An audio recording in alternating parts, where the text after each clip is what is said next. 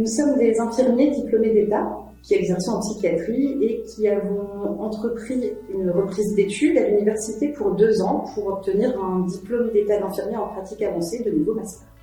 Au cours de ces 2 années, on développe des compétences dont l'objectif principal est de répondre à l'évolution des besoins de la population.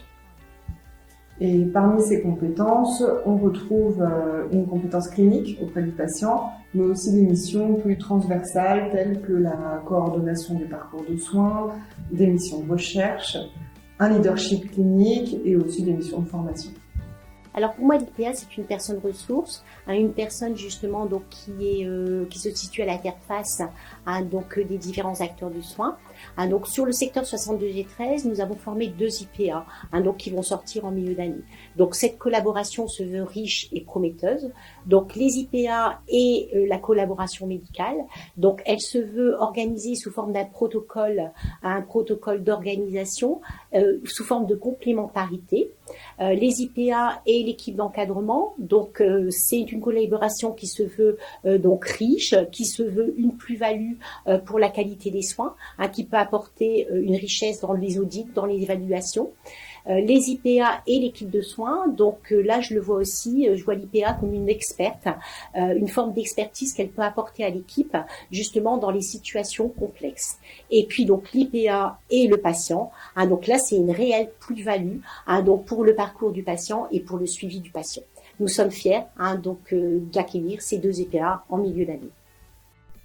À mon sens, ce nouveau statut d'IPA vient légitimiser des pratiques et des compétences qui avaient déjà été identifiées sur le plan clinique au niveau des équipes infirmières, en particulier sur l'ambulatoire. On y voit également un intérêt dans la fluidification des relations ville-hôpital, en particulier dans les interactions avec le médecin traitant, où je pense l'IPA aura un rôle déterminant et son statut viendra également asseoir une réelle possibilité d'interaction. Et j'y vois aussi un intérêt dans la formation qui est apportée et l'apport de compétences à l'équipe pluridisciplinaire en ce qui concerne les bonnes pratiques, tant dans le suivi et la mise à jour de ces bonnes pratiques que dans l'enseignement qui peut être dispensé à tous les collègues du service et également, bien évidemment, dans l'application de ces bonnes pratiques et éventuellement dans la gestion de projets qui pourraient être liés à cela. Pour ce qui me concerne, en tant que directeur des soins, j'appréhende l'arrivée des infirmiers de pratique avancée sous 2 axes. Tout d'abord, sous l'axe d'une véritable opportunité et ensuite sous l'axe d'un challenge qui s'offre à nous.